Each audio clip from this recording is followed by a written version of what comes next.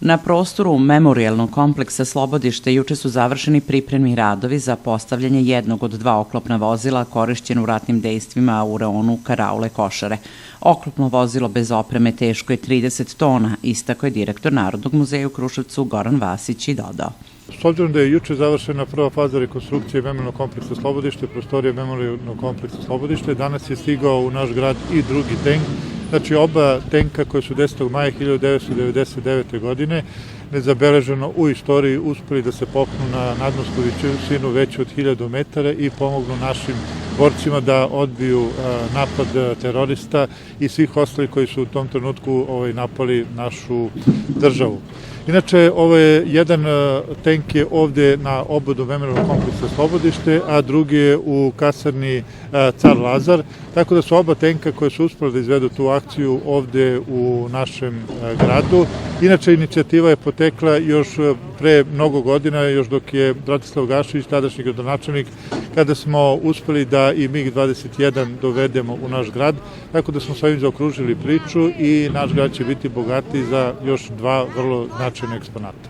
Ponosan sam što su oba oklopna vozila locirana i ostaće u Kruševcu, istako je komandant garnizona Kruševac, pukovnik Rade Rnjaković. Juče i danas su u garnizon Kruševac stigli iz Tehničkog remontnog zavoda Čačak posle 21 godinu dva tenka koja su obeležili jedan istorijski period 1999. godine odbranu naše otadžbine na Košarama.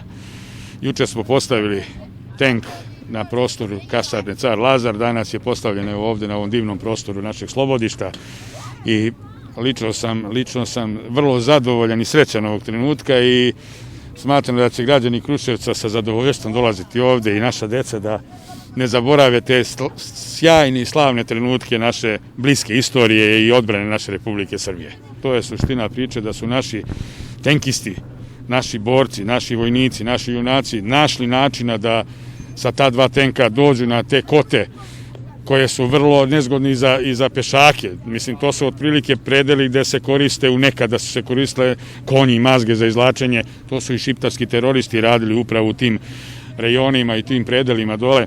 Dakle, tenk T-55, slavni naš tenk koji je praktično remontovan u smislu da je u Tehničkom remontnom zavodu preveden kao muzejski eksponat. Šta to znači? To znači da je on otprilike olakšan sa 36 na nekih 30 tona. Sve ono što je u njemu tip motora, tip menjača, tip upravljački deo je to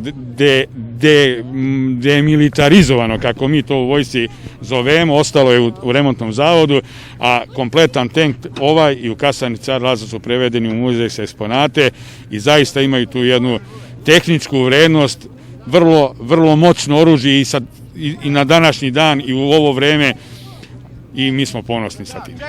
Tenk iz herojske bitke na Košarama postavljen je nedaleko od spomenika palim u ratovima od 1991. do 1999. godine. Na postamentu su gravirana imena 69 stradalih pripadnika vojske, policije i rezervista. Drugo oklopno vozilo iz bitke na Košarama postavljeno je u kasarni Car Lazar.